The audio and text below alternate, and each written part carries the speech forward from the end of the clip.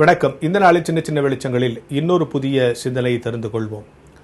ஒரு பென்சில் தயாரிக்கிறவர் பென்சில்லாம் தயாரித்து முடிச்சுட்டு அதை விற்பனைக்கு அனுப்புறதுக்கு முன்னால் அந்த பென்சிலோட பேசுவாராம்.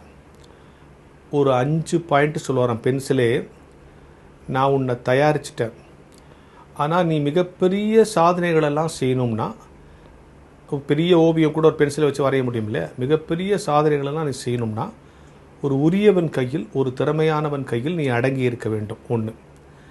ரெண்டாவது என்ன சொல்லுவாங்கன்னா, சில நேரத்தில் உன்னை வலி ஏற்படுத்துகிற மாதிரி சீவுவாங்க. பென்சிலை சீவுறோம்ல, உன்னை வருத்தப்படுத்துகிற மாதிரி சில செயல்கள் நடக்கும். நீ பொறுத்துரு, அப்போது நீ சாதனைகள் செய்வதற்கு இன்னும் கொஞ்சம் ஷார்ப்பாக ஸ்ட்ரெங்தன் ஆக.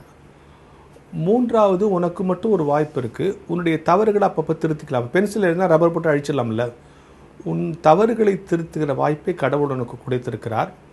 நான்காவது, இந்த எல்லா ஆற்றலும் வெளியே இங்கே இருந்தோ உனக்கு உள்ளே வரதில்லை. இப்போ ஒரு பேனாவில் இங்கு ஊற்றுனா தான் அது ஆனால் பென்சிலுக்குள்ளேயே இருக்கக்கூடிய அந்த கருப்பு தான் அது எழுதுவதற்கு உதவுகிறது. எனவே உனக்குள்ளே இருக்கிற ஆற்றல் தான் உனக்கான புகழை தீர்மானிக்கிறது.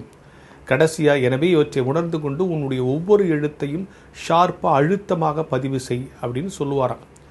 இது பென்சிலுக்கு புரியுமா புரியாதான்னு தெரியாது. அதுக்கு அவர் சொல்கிற காரணம் என்னென்னா, ஒவ்வொரு பொருளும் ஒரு அம்சத்தோடு படைக்கப்படுகிறது. அது அம்சத்தின் சிறப்புகளை அந்த பொருள் உணர்ந்திருக்க வேண்டும் அப்படின்னு சொல்லுவாங்க. இன்றைக்கு அந்த பென்சிலை வைத்து கொண்டு நம்மோடு இணைத்து பார்ப்போம். நம்மை ஒரு பென்சிலாக இணைத்து பார்ப்போம்.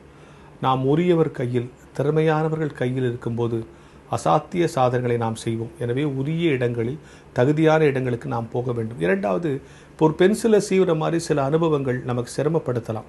பொறுத்து கொண்டிருக்கும் போது ஒரு பென்சில் மாதிரி நம்ம ஷார்ப்பன் ஆகிடுவோம், ஸ்ட்ரெங்தன் ஆகிடும்.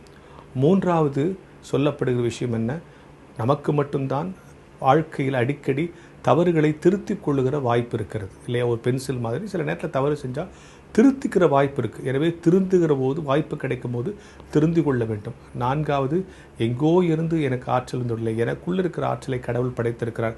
ஒரு பேனாவுக்கு வெளியேந்து வருகிற இங்கால் தான் சிறப்பு, ஆனால் பென்சிலுக்கு அப்படி இல்லை. அதுக்குள்ளேயே அந்த கருப்பு எழுதுகோல் இருக்கிறது. எனவே அவற்றை வைத்துக்கொண்டு உள்ளே இருக்கிற ஆற்றலை புரிந்து கொள்ள வேண்டும், நமக்குள் இருக்கிற ஆற்றலை புரிந்து கொள்ள வேண்டும். கடைசியாக, இவற்றை புரிந்து கொண்ட நாம் எப்படி ஒரு பென்சில் அழுத்தமாக, தெளிவாக, அழகாக ஒரு அழுத்தமான எழுத்தை எழுதுகிறோமோ, அப்படி நம்முடைய வாழ்க்கையின் செயல்களை மிக அழுத்தமாக இந்த சமுதாயத்தில் பதிவு செய்து எடுத்துக்கொள்ள வேண்டும். ஒரு பென்சிலாக நம்மை பாவித்து கொள்ளுகிற பொழுதும், அல்லது பென்சிலை பார்க்கிற பொழுதெல்லாம், பென்சிலை ஏந்துகிற பொழுதெல்லாம் இந்த 5 காரியங்களில் மனதில் வைத்துக் கொள்வோம். நான் உரிய இடத்தில் இருந்தால் அசாத்திய திறமைகள் செய்வேன்.